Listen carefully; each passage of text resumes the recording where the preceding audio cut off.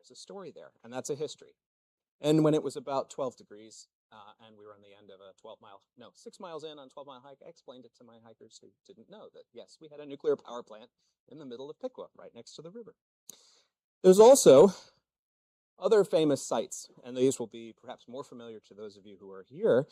You walk right by the Memorial Park, where one part of the rigid airship, the USS Shenandoah, crashed to Earth north of now what is Wolf Run Lake in the Bell Valley area. There, of course, were 3 crash sites, but you literally walk right by it, and it is a great place to stop, stretch out, change your socks, have a bite to eat, and then contemplate the memorial and go, huh, how did this work? What was this thing? There's also, of course, Serpent Mound, just right there. The trail goes literally through the parking lot, and it's just right over there by about 50 yards, and you can pop over and see it if you want. So the history of the trail, the history on the trail, all of these things are remarkable and very easy to locate. So I'm not suggesting that you yourselves go out and attempt the 1,440 miles, but in the course of exploring Ohio, you will encounter things. So doing this means starting to recognize that there are markers that appear, and you start to say, well, I think I've seen one of those markers before. And when I gave this talk last, it was at the annual meeting of the Buckeye Trail. So the audience was filled with people who had from time to time come across these things on the left-hand side, who said, yes, actually, what is this? What? And why do I keep seeing them in different places? So I decided to put together this to explain it. So you're going to have Morgan's Raid, and you're going to have the Buckeye Trail. And in the course of this, you will be able to appreciate that much more of how this swept through rural Ohio, through not Cincinnati, not Cleveland, not Columbus, but through the parts of Ohio that was filled with people who were just trying to make their way in the midst of one of the most significant events in their lifetimes in many ways. And so let's explore that here. So, Morgan's Raid was a 2-week-long invasion of Ohio by Confederate cavalry under the command of General John Hunt Morgan in July of 1863. For those of you who are unfamiliar with this, this was in the midst of the Civil War at one of its key moments. This is the same time as the siege of Vicksburg, reaching a critical point at the conclusion, and Vicksburg will shortly be surrendering, and also the Battle of Gettysburg. So this is at a deeply significant time, and what Morgan was really trying to do was to try to create distraction and pull Union forces into Ohio and presumably away from Vicksburg and away, more significantly, away from Pennsylvania as a distraction of the invasion of Pennsylvania that Lee is carrying out. But for people outside of Ohio, or outside of southeastern Indiana, it's kind of like well, it happened. Okay. But for some people, it was a big deal, a really big deal, because they did suffer, and there were people who died in the course of this raid. He crossed first into Indiana, and Morgan led 1,800 or so of his raiders across the Ohio River through southeastern Indiana, and then eventually came into Ohio on July 13th. So it's July, and it's hot. And everybody is aware of what's happening because the telegraph is connecting all of these communities. And so word is moving very, very quickly. Confederates have crossed the river. They're somewhere moving quickly. Alarm, alarm, alarm. So Ohio commemorates, it certainly doesn't celebrate, the raid with a trail of 56 different markers on the John Hunt Morgan Heritage Trail that is more than 500 miles long. They start at the Ohio-Indiana border, and they go east and northeast until let's go back to that. Let's keep it there. They go east and then northeast to the location where Morgan surrenders the tiny remnant party of his Union forces when it all is over and coming to a collapsing end. The Buckeye Trail goes through this same space, and so hikers in the southeast and the southwest parts of Ohio will encounter it, and they will see them actually on the trail as they're walking along in certain parts, and they'll see them in certain places as we move cars around. Oftentimes, hikers will not just get on the trail and walk and then turn around and come back to their cars. What we try to do is make that double trail not happen. So you'll stage, a group of people will get together and you'll stage a car at one end and drive back to the beginning. And then in the course of that, you're trying not to drive on the trail so that you don't see what you're going to see. So you sort of take the faster and easier routes. But in the course of doing that, that's where it's very easy for people to encounter all of these different markers in different places as you're racing around and you suddenly see something historic. Now, I'm somewhat of an unusual hiker to bring along because I'll tend to stop for really quickly to see something. I was staging with a friend on a portion of the trail near here, up to the south west of Caldwell, and we were leaving where our hotel was, and about 3 minutes outside of town, something looked really cool, and I pulled over really quickly. My friend's like, well, okay. I said, no, but look, it's this collection of historical markers that are right here. It's a cemetery right in the middle of this tiny village. And yes, sure enough, there was the Revolutionary War veteran's grave, and then there were his 5 sons or sons-in-law who were all buried with War of 1812 markers, and it was all right there. And as a Marine veteran, he could kind of appreciate, well, okay, get that. Can we get to the trail now? No, but this is really cool. This is really cool. So you never know what you're going to find while you're out there or while you're preparing for it. So let me walk you through how people will encounter it. And in the course of this, you should appreciate just what the raid meant for the people who were living there. So the first collection of markers are in what's called the Loveland area of Cincinnati. So here's the state highway map of Cincinnati. You can see the belt highway around Cincinnati, which you can't really perceive as the Little Miami River that comes up the right-hand side and is very close to that outer loop. Along that is a bike trail. It once was a rail line, and along that is Miamiville and then Camp Dennison, 2 places that were, one was an old village and the other was a key Civil War assembly place for soldiers. And Morgan rides to those. And at Miamiville, he attacks the rail line, breaks the rail, burns some of the cars that are there, and then he rides south to Camp Dennison, thinking that he'll threaten this Civil War training facility. And the raw recruits and the guards who are there are quickly mobilizing, getting cannons ready to try to drive him out if he does this. And it's an abortive attack. He realizes he really doesn't want to do that. He's outnumbered. And so he keeps riding on towards the east. And in doing that, from the Miamiville area, he rides down towards where you see the circle around Batavia. So the raiders go to Batavia and then on to Williamsburg. It's important to remember that they didn't move as one group when they did this riding. This is a collection of 1,800 or so cavalrymen.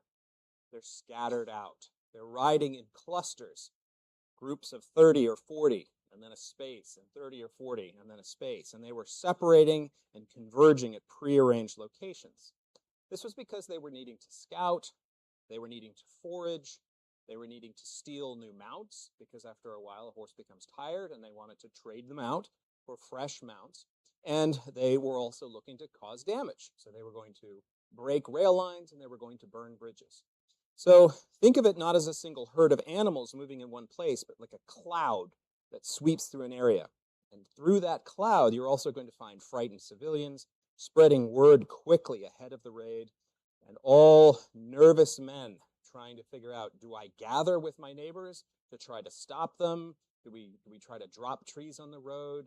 Do we show up with our guns? That means that we will choose to risk our lives, or do we hide? Do we hide the silver? Do we hide the gold? Do we hide the horses in the barn and pray that the horses don't whinny, so that when the men show up and say, give us your horses, we can say, I don't have any, and hope that they leave before they hear the horses while they're taking all of the food that we have in the house. So imagine this unfolding on and on and on. So it's not just that they go from Miamiville and Camp Dennison to Batavia. They're sweeping through this area, and there's no one to stop them necessarily. Second major area to understand then is when General Richard Morgan, the brother of our hero, if you will, not really, John Hunt Morgan. Let me stick it to the, I'm used to a different one, so I'm over-clicking on this, and I apologize. There we go. Let's leave it at that. Morgan's brother, Richard, is a colonel in the command. He leads a detachment, and they separate into a much bigger sweep, and he takes one group south from Williamsburg in a big loop down through the communities of Georgetown and Ripley and West Union. Now, I appreciate that if I were to read off names of smaller towns, county seats, and on the other side of the state, you would not necessarily be as familiar. But these were the places that the roads converged. And they're still important and still around because the roads, once they were paved, remained the places where people lived, settled, farmed, banked, and did business.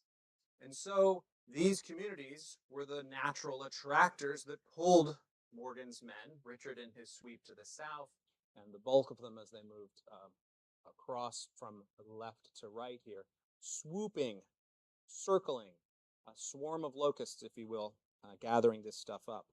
And they eventually will meet up northeast of Peebles, Ohio, in a place called Locust Grove. Now, Locust Grove is a tiny little crossroads.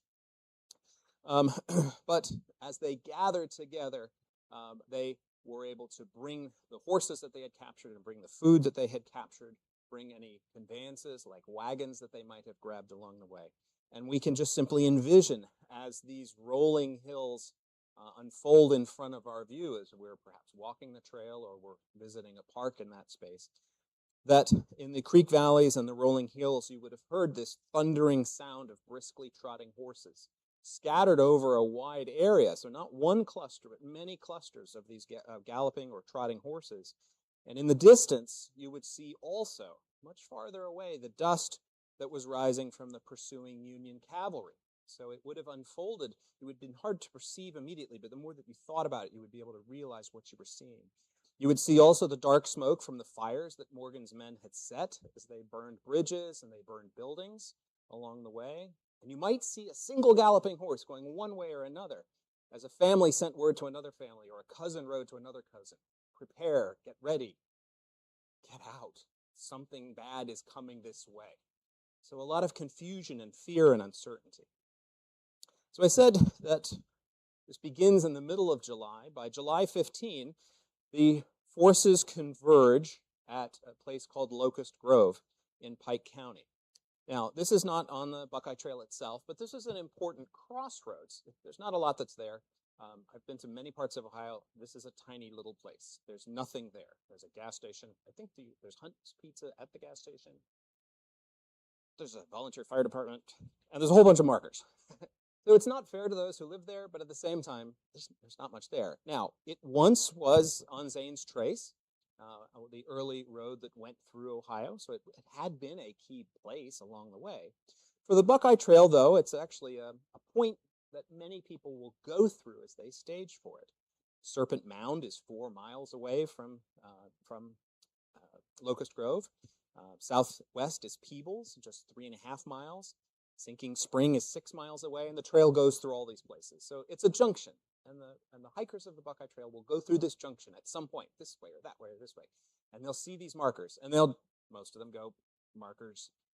But if they're with me, no, we're going to stop and look. Now, in 1863, Morgan passes through this, with the raiders taking all of the horses that they could get as remounts for their tired ones. This meant that some families were saying, but that's our horse. Like, that's our jack of all trades horse. Like, we could ride him. He pulls the wagons. He plows. You're going to take our horse. Like, what will we do? I'll pay you Confederate scrip. It's not going to do it. I'm not going to get anywhere with that. I'm taking them. And if you object, I'm going to reinforce that with my gun. Okay.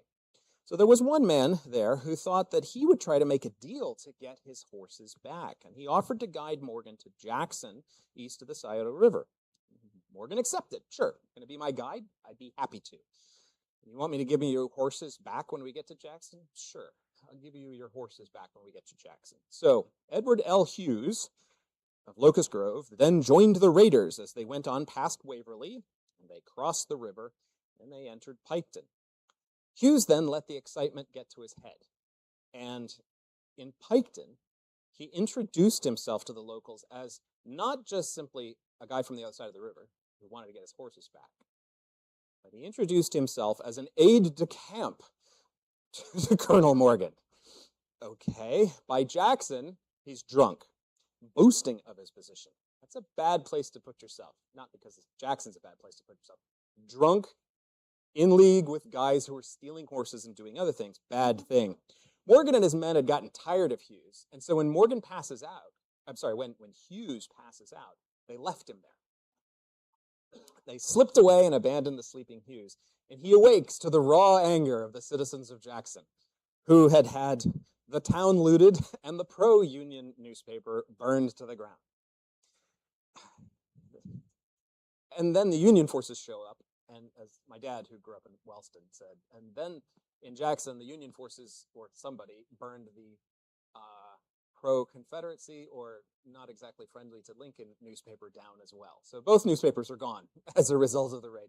Everybody's now looking at the one guy who said, but I'm here with them, who got left behind, and officials bundled Locust Grove's least prudent resident off to Cincinnati by train, where he would be put on trial for treason, which was, as you might imagine, a capital offense. A then very sober and very remorseful Hughes, sitting in a jail in Cincinnati and getting a lawyer, realizes just in exactly a bad situation he is.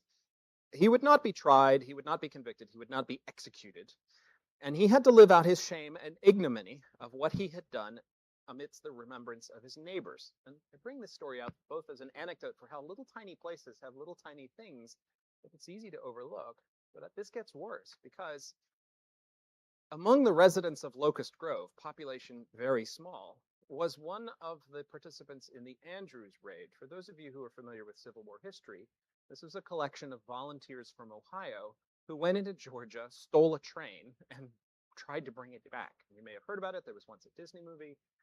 These guys were famous. Half of them were executed when they were caught, and the others who survived received the early form of the Congressional Medal of Honor. And one of them went back home to Locust Grove, where, of course, his family would have told him about the neighbor who decided that he was an aide-de-camp to General Morgan. And I've ascertained through various genealogical sites that they lived in the same community for another 5 to 6 years. Imagine just what of a burden that must have been on the community and on the participants every time they ran into each other, knowing full well that backstory. So this is Ohio in the Civil War. Now, going beyond that, we can understand that as we get farther to the east, Morgan appears again along the Buckeye Trail in what is known as the New Straitsville section. So we have several, more than a dozen sections around the state. I won't go into the numbers, but for organizational purposes, we call them a section. So over here in the Marietta section, this is known as the Whipple section, and there's a map, and we will refer to it as the Whipple section because it walks right through the village of Whipple. But the New Straitsville section here is where we see Morgan appearing. He rides east through Jackson, and by July 18, he and his men reach the Ohio River to the southeast of Athens. They're stopped by Union forces at the Battle of Buffington Island there. They reverse course and ride back towards MacArthur, south of Tar Hollow and the Hocking Hills. And then they head east towards Nelsonville, where they burn some of the facilities associated with the canal, and then they will ride beyond that over towards Shawnee and the village of Corning and the other small communities that are mining towns to the north of Burr Oak here. Driving through that area, one will appreciate the rough terrain and that sheer terror brought to locals as suddenly hundreds of armed men who are the enemy come galloping down through the hollows here, and word is only very quickly reaching them. They're here in 10 minutes, they're here in 20 minutes, they're coming and they're coming and they're coming. So there would have been last-ditch calls for the militia to turn out, to get the guns that they had, to figure out which roads to block, to drop trees. And of course, all the men hiding behind those blocks are not entirely certain that the forces riding up on them are Morgan's men. It could be the pursuing Union cavalry. You just don't know. So that fear is important to appreciate here. Lastly, hikers who are moving around the state will encounter a cluster of markers when they get over towards this part of things, farther up 77, so in the Bell Valley area up towards Old Washington.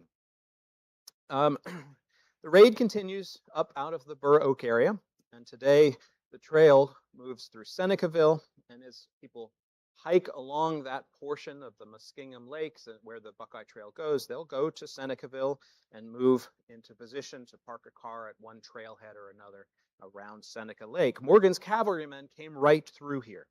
By this point, it is a motley assemblage, not of official cavalry horses, but remounts, hastily reconfigured with equipment that's been cross-loaded onto them. They're grabbing whatever they can. I came across one reference that they stopped a funeral procession and took the hearse. I think they took the body out. Pretty sure they did. So there's this hearse accompanying them as well. But they needed the horses and they needed the wagons. So on they go, and this passes through Senecaville, and they move hard north up through Laurie City, burning and looting as they go. And they end up in Old Washington on July 23, where they rested. And this is a famous sketch that was done and printed at the time. There are behind them Kentucky and Illinois cavalry. There also are militia being mobilized. There also are infantry being sent by rail, moving around back and forth. So there's a tremendous surge of Union forces after them. But when one looks at Old Washington and the Buckeye Trail, and you'll see I've got it circled in the back there, the fairgrounds, the Buckeye Trail goes right by the fairgrounds and then crosses over the highway. Well, in order to get there, one gets off at the exit of 70 and Old Washington, and you will go right along Morgan's Way. And the cemetery on the high ground right there has 3 unidentified Confederate dead buried there, their names known only to God, but there they are from the skirmish that occurred in the center of town. From there, the raiders go up to Antrim, and one can imagine some of them fleeing along Fairgrounds Road. Again, I'm getting into the particulars. If you've driven up in that area, it suddenly reaches the end of Old Washington, right behind the Fairgrounds Road, and you're in a very rural area. And I hiked that last summer, and now I realize, gosh, there could have been at one point on this road that's been here for more than 100 years, Morgan's cavalrymen racing along. Instead, when we did it, it was a parade of tractors for a local volunteer fire department that was raising money. They were wondering what we were doing hiking on the trail, 20 hikers or so in a row, and we were wondering why there was a procession of 25 or 30 tractors. We all stared at each other in the middle of this. But that prompted me to think, gosh, for those who were out there, all of a sudden to find these cavalrymen coming and coming and coming. So those hikers who do follow along from this will go farther up, and you can see the pink dotted lines below the word Guernsey there. That's the Buckeye Trail moving up towards Piedmont, and doesn't reach Cadiz, but it goes up through Harrison County there. You will see that it is to the north of 22. Well, Morgan's men went along 22, and if you go 22 and you go up to Lake Piedmont, you go past a rest stop where they have signs that commemorate this is the way that he went. Well, he didn't go exactly on that spot because there was no lake when he went by. It was a covered bridge over the creek, the Stillwater Creek, which would later be dammed to create the lake. Now, Morgan did leave his mark. Once they went through, they burned the covered bridge, so the pursuing cavalry had to ford the creek instead of being able to go along the bridge. So all of these little tidbits are there along the way. From the markers that are there on 22, there's only still about 300 men or so with Morgan. They continue east, and they'll eventually be captured on July 26 near West Point, Ohio. That's up in Columbiana County. It's way off the Buckeye Trail. But for those intrepid hikers who pursued the North Country Trail, which goes all the way from Vermont to North Dakota, you can do it in a day. No. That goes into Ohio, right, and that stretch right through there, very near where Morgan's men were captured. Now, it's been 162 years since the event. Was it significant for Ohio's history? Well, it's the last real time that Ohio was under direct attack or threat of invasion. Coming 2 years into the Civil War, it really tested Ohio. Tens of thousands of Ohio men were off in the Union Army elsewhere. And so Ohio did not have a robust, trained, and prepared militia internally and ready and capable of defending against an invasion of this sort. So there seemed to be no serious defense. There were the pursuing Union cavalry who eventually caught him. But there were all of those very scared older men, fathers who were not in the war, and teenage boys who were told, today, you're coming with us, get the old guns out, we're going to do what we can, and who were fearful, very, very fearful of just what might be coming as they could hear it. And when they came over the rise, would this be Morgan's men or would it be the pursuing cavalry? And would they mistake us for being some of Morgan's men? do something to us. So a lot of confusion and fear and uncertainty. It was not harmless. Some 200 Ohioans and Union forces died in the raid. Some 350 were injured during the 2-week event. Morgan took some 2,500 horses from civilians. This was taking. This was not buying with gold or cash that had real value, northern greenbacks. This was taking, and these men and women who were losing their horses to Morgan were not going to get them back. They were going to be off on another part of the state, traded off, left to recover, perhaps, somewhere else. So this was deeply damaging. The raiders burned many buildings and bridges, and they took thousands of dollars from residents. But Morgan's raid never posed a serious threat to the outcome of the war, certainly didn't pose a threat to the integrity of Ohio. Ohio was not going to collapse, but it was a singular event. It should never also have happened. Morgan was specifically ordered not to cross the Ohio River when he did his demonstration designed to distract and pull Union forces down. He was not supposed to cross the river. He disobeyed his orders, and then he got captured. The coda is he and his officers would then be put in the Ohio pen, and then they escape. And then he flees back to northern Kentucky. He gets another command, and he'll die later in another battle later. So that's Morgan's raid. And one who would be exploring Ohio in different ways for different purposes would encounter these sorts of markers and might easily be confused. What was this thing? Well, it's easy when walking the trail or just exploring Ohio by car and other ways to look at this and say, well, this must have been one group passing in one way at one time. No, it was a cloud of fear that was moving through. And it's difficult for us truly to understand what that must have been like for those who were there at the time. But it's worth exploring to make better sense of the past. In the same way that as we look at the exhibits here and think about how much people who were coming out to this space to settle it also had that fear, the fear that they might not make it through the first year, the disease might get them, that they might be injured in some way by the tools that they had brought with them and might not survive, that the families that come with them might not survive either, and that they might not actually ever see their family members whom they had left back in the East ever again in their lives.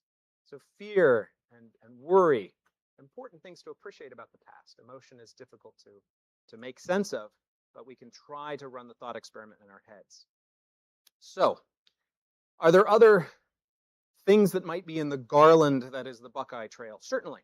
And the more that one looks at this, the more that one can find other things. The canals, of course, for Ohio, the Muskingum being connected to that, but the canals were all over. The War of 1812 and the Buckeye Trail is another. Many different places where the Buckeye Trail goes through, around, touches different places there. Think of all the places that are named Fort across Ohio. Many of them have the trail go through it in some way. You can also connect different parts of industry. When I hiked back here in January and December and November, the Buckeye Trail going north out of Marietta follows the old rail bed for the old rail line that went north up towards Caldwell and farther north through Bell Valley. And so it's fun to go along that and to realize there once was this world 100 years ago where the trains came through and the world had been built around a different set of industry that we don't think about as much anymore. So this is something that can be done in lots of different ways. And when I present this in other places, I also say, and for those who are fascinated by sports, if you hike the Buckeye Trail through Dayton, you go right past the Triangle Park where the very first NFL activities were going on, because Dayton had one of the first NFL football teams. Just walk right by where the locker rooms were, to be able to know that and to say, Ohio's been in the middle of lots and lots of different sorts of things.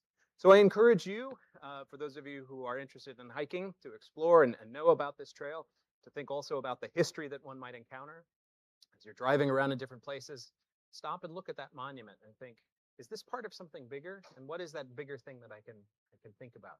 And in the course of doing that, you'll come to see just what a rich and amazing place Ohio is with the history that it has. So with that, I'll stop. And I'm happy to answer any questions that you might have about this. But thanks very much for coming.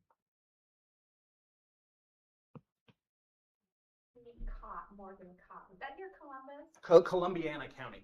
So it's up very close to the border with Pennsylvania. I don't think that I have that in here. Nope, just the markers.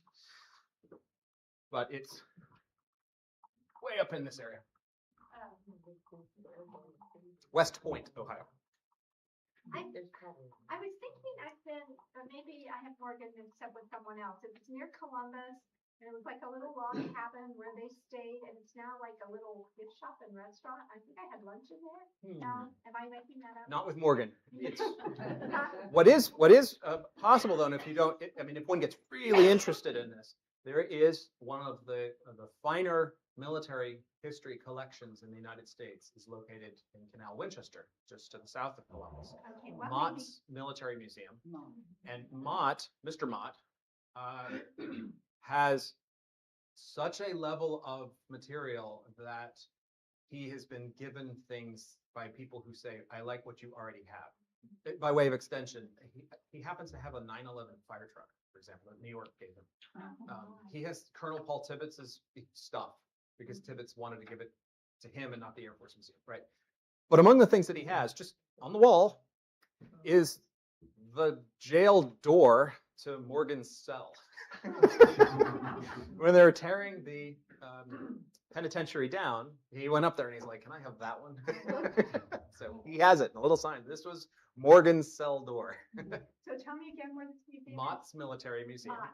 and it's located I have heard of that. Canal, Winchester, and just to the edge of that. So, yep, yeah, definitely worth the trip if you're passing through. Just an unusual collection of things. Yeah.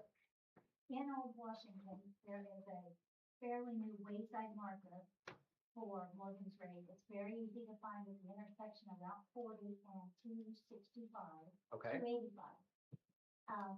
My paternal grandparents are buried in that cemetery. And I was just The one right by the highway. Yeah, I was just there 2 weeks ago for Memorial Day for the Valley there. And it's an interesting wayside marker. Mhm. And I went to school in Old Washington, graduated from there, and I was put trip down memory lane and drove down. And the old houses, there's a lot of them that were there. Yeah. Colonial Inn is still there on the corner. This one here. Yeah. Yeah. Yeah, this scene is really neat. One can go into Google Earth where you can get the street view, and you can get sort of right about here, which is how I was able to figure out that that's where the fairgrounds was from the orientation. Yeah, it's remarkable looking at old paintings and pictures like this and to be able to say, I know where this is. Yeah. I've heard about and read about Morgan's Raid before, but you have made it real by describing what the locals must have felt and heard and experienced, and the horses and all that. Thank you for making it real for us. And how spread out it was. Yes. You assume they just all came in a clump, and they didn't. They had Which to would eat. increase the terror. Yes. When's the next group coming through? That's right. When can we relax and say, okay, they're past us? Exactly. Yeah, no When way can of we knowing, relax? is that the last group or are more coming? So, for example, if one follows the route map, and I'll go to it to make this point.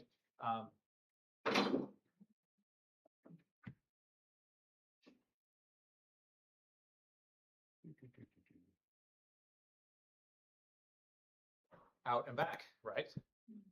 And where do they come back? They pivot in the area around MacArthur. I have a hiking buddy who is from MacArthur, and he said family lore is that Morgan's men first came out to the south of MacArthur.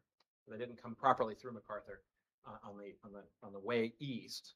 They went down to Hamden, but on the way back, they went through MacArthur to the south and then looped up.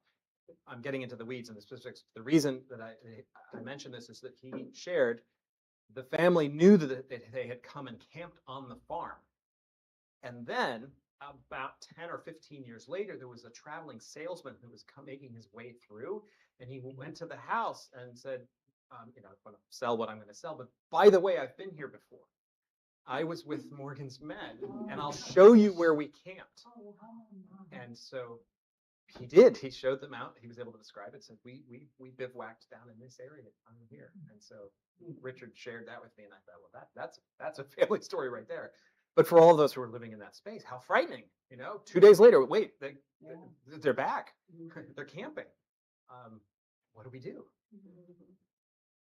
I know I have a family ancestor who kept a diary, Julia Cutler, some of you know, and she lived just between Marietta and Belfry, Mhm. and wrote about the fear that they had, that Morgan's Raiders they were preparing. Yeah. And it would have been that the Raiders are going, and then you can imagine the sort of the outriders on the left or the right, or the scouts. And then there would be people who were seeing them who would then be riding away themselves saying, they're coming this way. Well, how do you know that? Because I've seen them. Okay, so then the cloud of fear is bigger than the cloud of the raid itself. Yeah. I've heard an account that the Farmer Bridge, which is in Marietta, that when they heard that Morgan was coming, they blocked the west end of the Farmer Bridge. I've seen a sketch or something of that, and I don't know if it's true or not, but it's true. I wonder if that affected Morgan in how he then took himself back west, or maybe what was the timing when that fear was in Marietta that they may be coming this way, and where was Morgan on these sort of interesting.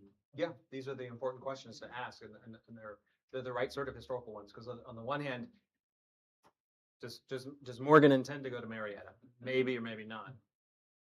Do the people of Marietta think he's coming there? Yeah. Is it suspicion, or do they know?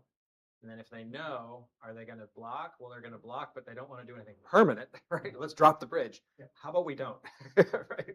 Because that might be a problem. And then does Morgan know that the bridge is blocked and that's going to make it difficult? Yeah. So. Can you talk about the Marietta militia on the Buckington Island? Yes, I saw that portion of the display upstairs. So you're going to have these militia in all sorts of different places. And so particularly here, there's the camp where many different communities had camps. The biggest one was Denison, but there were other ones. There was one in Portsmouth, for example, the one here, where a new volunteer unit would then gather and then be trained and then made into the whatever Ohio Volunteer Infantry before they would leave. But you would also have had it as a depot where there would be weapons and then the militia. So it would have been pretty scary. You would have had a combination of old men and young boys, which is sort of unfair to say, but it's also it's true. Most of the men are going off to war. Are going to be healthy 18-year-olds to 30-year-olds. In some communities, there's fewer of them. In some places, you have people who say, I can't go away. I have a business to run. Cincinnati had a particularly big problem with this the year before, when Cincinnati was threatened, and they temporarily mustered the entire citizenry of Cincinnati as a militia to be ready to repel the invading Confederates. So yes, Marietta mustering its men, and that would have been not only the residents of this town, but also of all of the farms. Think about how many people. I was driving along Duck Creek earlier today, and some of those farms are big. They use tractors. Then they use a lot of men to do things, much greater use of labor. So there would have been farm boys who would have been told, we have to go in and we have to participate. And they help hold the space, and Morgan is aware of them, and that buys the official army time to catch up. And so it helps to create the result that is there. So. July 18th at Buckington Island on the 10-day on Saturday. So 11 o'clock in the morning on Saturday. Yeah. And significant in many other ways. This is where one of the fighting McCooks loses his life. Yeah. The McCook family. Yep. And when I teach the Ohio history class, I make a point of explaining Wright-Patterson Air Force Base replaces Dayton's original military airfield, which was downtown, which was known as McCook Field. It's called McCook, or the Fighting McCooks family. Largely forgotten, but for those who are from this part of Ohio, the McCooks were a big deal, and they were very politically connected as well. All right, there'll be a quiz. We'll be passing around. But if you have any other questions, I'm happy to entertain them. If not, thank you very much for coming.